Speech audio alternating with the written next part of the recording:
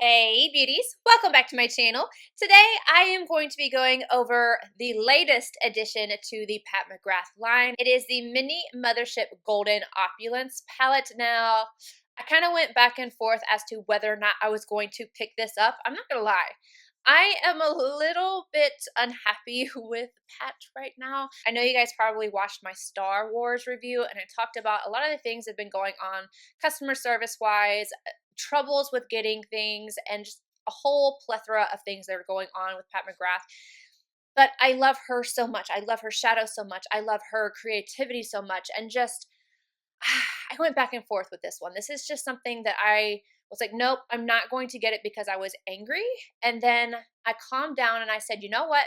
I'm going to give her another chance. I am going to set an alarm for when this is coming out and I'm going to play it by ear. If I have trouble with getting this palette, I'm not going to mess with it. I'm not going to sit here for an hour like I did last time trying to get the Decadence palette. I'm not going to sit here and put as much effort into it. And I'm happy to say that things went according to plan this time. So I was able to get it and it's actually still in stock. And I'm not sure if that says that she actually made enough for everybody or if people are just that mad about what happened with Star Wars, the Divine Rose, and customer service, all this stuff. But I will be talking about that later. Before I go any further about everything that's kind of led up to this, I want to talk about this palette. I want to show you guys the swatches and then give you this eye look right here. Afterwards, I'll give you guys how I've been feeling, ever since the Star Wars thing, how I feel about this palette. I'm going to give you guys some comparisons as well, so just in case you want to know if you actually need this or not.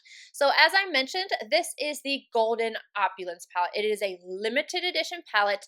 It is beautiful. I love the packaging, but I have to say, I feel like I'm a little spoiled by the packaging on the Star Wars collection because after seeing this, I like this so much more than the envelope style. I think aesthetically, this is really pleasing. I love, the way it looks, the envelope. And I have to say, this is getting dirty already though. This is the first time I have used it. So you have this kind of thing and then the little loop right up front. On the Star Wars packaging, you literally just open it up and it's magnetic.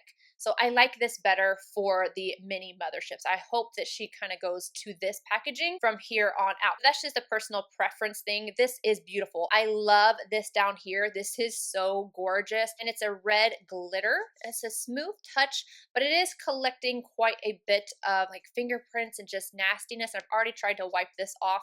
So if you're somebody that gets really bothered by dirty palettes, this is one that is going to do that to you, just FYI.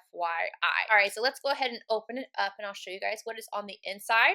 As always, you are getting a mirror. One thing I don't like about this one, so this does not go back as far as my other one. So when I was doing my tutorial, this kept falling over and I was getting irritated because I kept having to open the palette back up.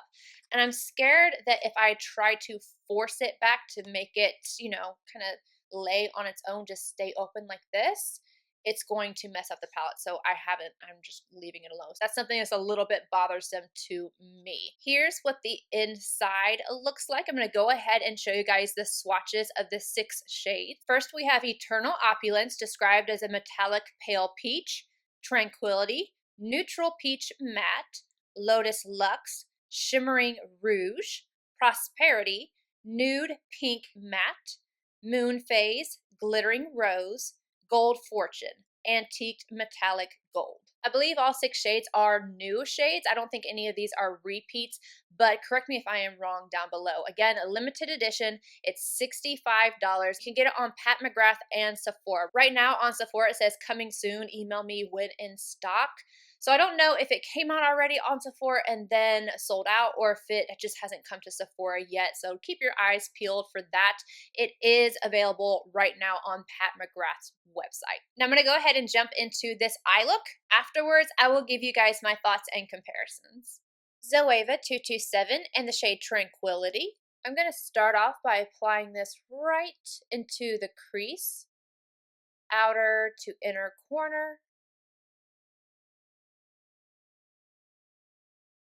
I'm then going to begin to buff it upwards, circular motions.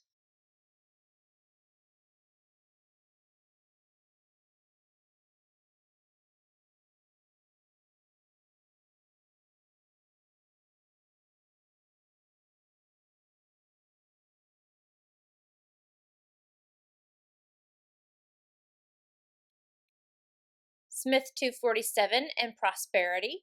I'm going to tap this on the outer corner.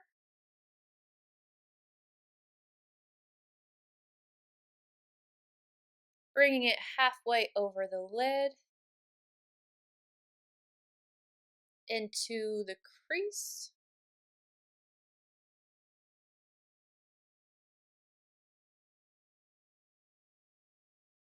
And also on the front portion of the inner corner.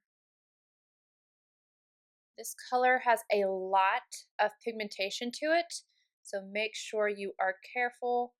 Go in small circular motions to blend it upward. Don't pick up too much product. It's very, very pigmented.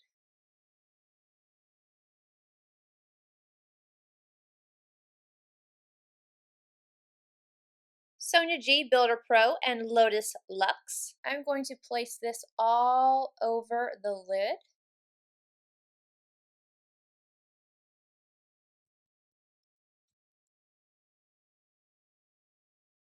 Refer P21 in the shade Moon Phase. I'm using this shade Dampened, and I'm going to place it just on the center of the lid. I'm not trying to drastically change the color of the lid. I just want to add a little bit of, just that little bit of dimension to it. So I'm placing this just on the inner portion of the lid. Esom W23 and Eternal Opulence. I'm going to highlight my brow arch.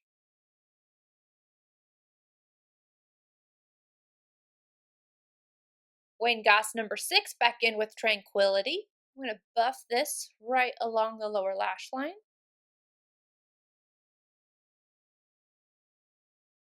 I'm using the softer Wayne Goss brush because I'm going to go in with the red and I don't want this color to be too pigmented, so this will apply it softer. Lotus Luxe, Wayne Goss number 5. I'm applying this wet.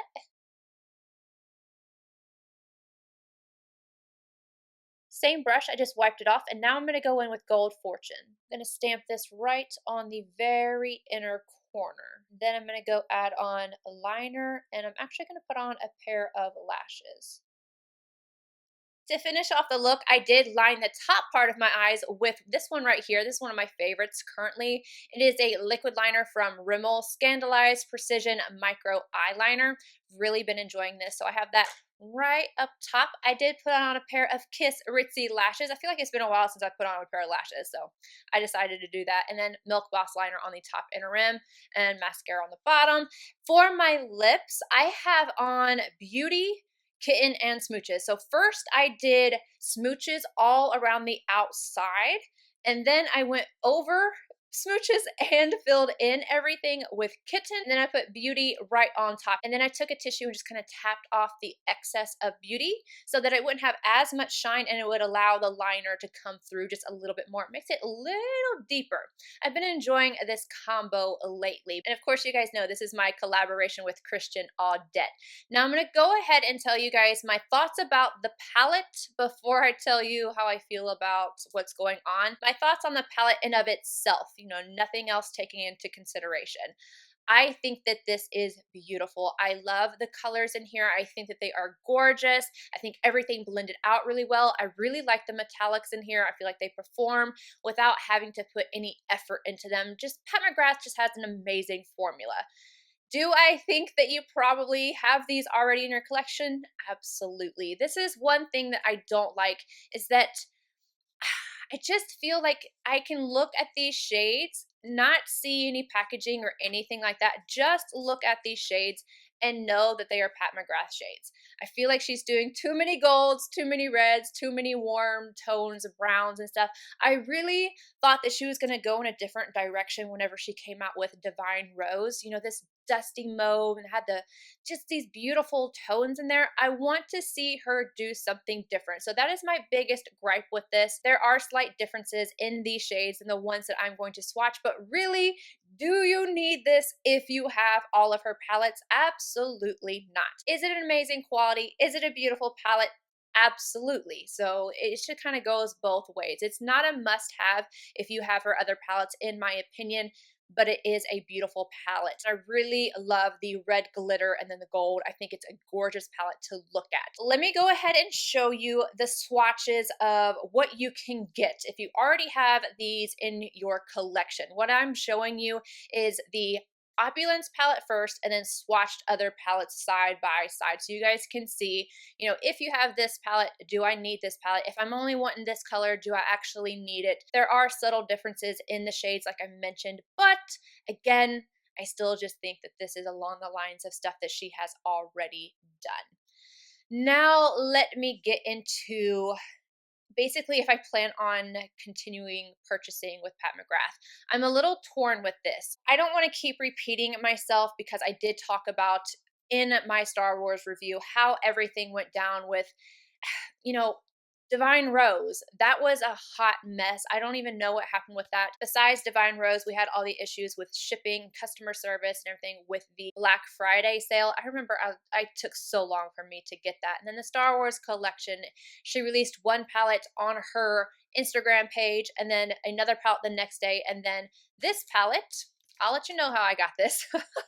Actually missed this palette on the 26th. And this is what really made me the most angry because I had set so many timers. I was already irritated with how things were going. I hadn't got my orders in. I've been emailing customer service with no response, and customer service is a big deal to me. I feel like you should really do the most for your customer. I really do. But then I'm still getting messages to this day back and forth, like, you know, terrible things. And I'm also hearing really great things. You know, oh, Pat talked to me for X amount of time, you know, oh, she did this personally for me. And I think that's great.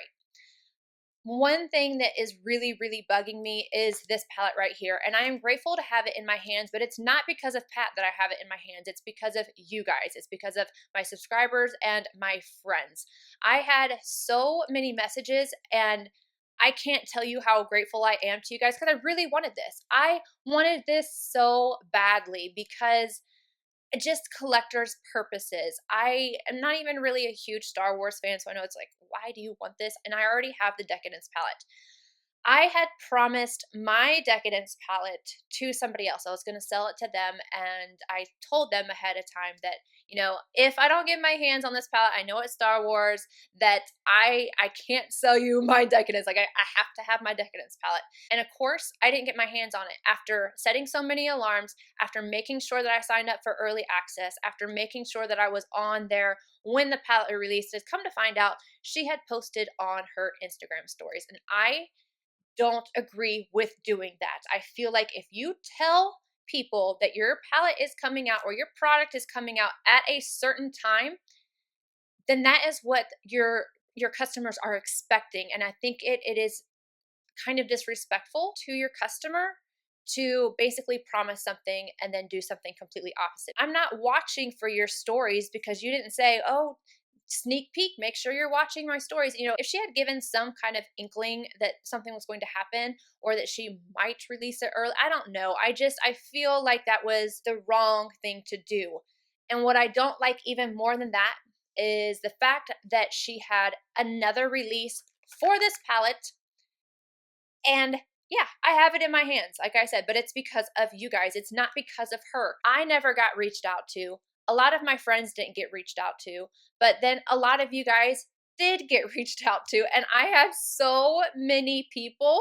I'm so grateful. I was sent so many links, and I wasn't even going to talk about this, but the sheer amount of links that I was sent, there's no way that anybody would be able to pinpoint who did what because I was sent so many, and that means that you guys are looking out for me, and I am so grateful. I literally got this same day that I got this palette, and I didn't even know it was coming. I knew that my bank account had been charged, but I didn't get a shipping notification or anything. I didn't know if I actually got my hands on it. What I'm trying to say is that I appreciate that she did something good for so many people, sent emails, and sent this private link so you can get the palette. But at the same time, I'm thinking, okay, you have all these palettes. Why did you have to cancel somebody else's order in order to have these? Is there some kind of backstock? What is, I mean, I don't know how she was even able to do it. And I had gone ahead and sent the girl that I told was going to get my Decadence palette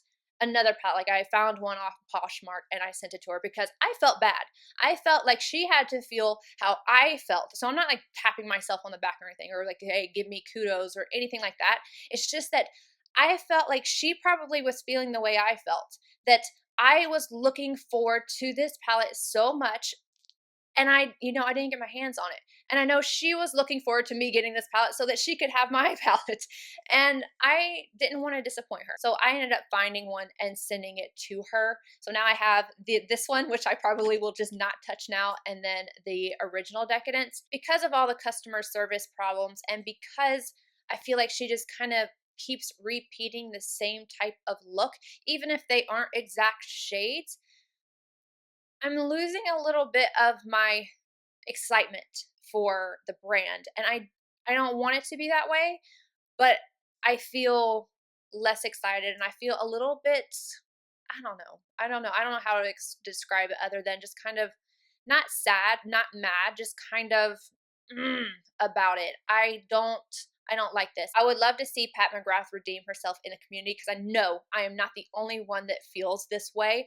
I know that there's so many people that are really irritated by the customer service, by the way everything was handled with the collections and all of that. So I'm rooting for her. I'm rooting for her to do better. I think, I don't know what happened over the holidays. I don't know if her company was overwhelmed. I don't know if she didn't make enough product. I don't know what happened. I'm not behind the scenes. All I can tell you is what happened on my end, and that I am fingers crossed for 2020. But I have to say that if another palette comes out like this, if another one comes out and it looks like this, it has golds and those warm tone mattes and, reds, I'm not going to pick it up. It's just because I know that I've got them. I've got them. Unless she does something different and really just kind of rebuilds the trust with customers, for the time being, I am taking a break. That's just how I feel about it. You guys let me know. What are your thoughts on everything? What are your thoughts on this palette?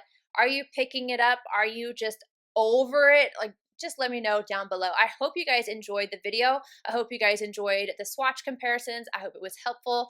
If you liked it, please give it a thumbs up and subscribe if you're not already. I'll see you guys in my next video. Bye, guys.